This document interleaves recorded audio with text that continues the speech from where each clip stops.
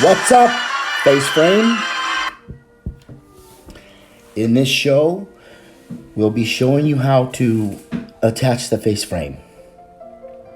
There are several methods to attach the face frame. One would be glue and nails, staple and nails, or my preferred method, pocket screws and glue. However, I don't have a pocket hole jig. Therefore, I've chosen simply to put glue and clamps. Notice the cleat, once again, is in our favor, allowing the clamp to be only from the cleat to the face frame.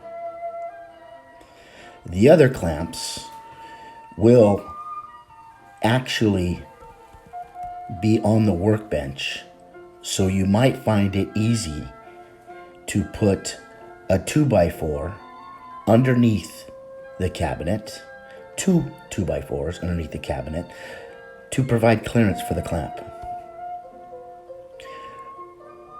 A couple of sawhorses would be another platform convenient to work.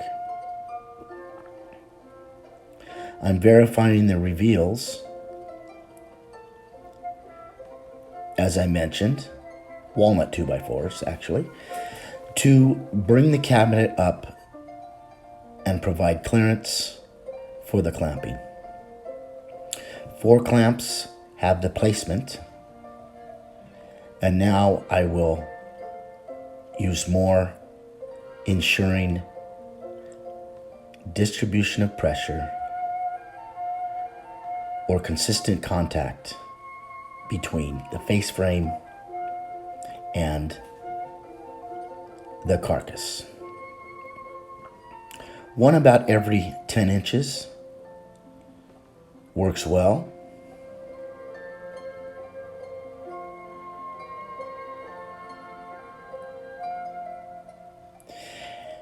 And I'm ready to put the side panels on. Remember, the spacers should be in place, and the spacers could be a touch lower. No nails, please.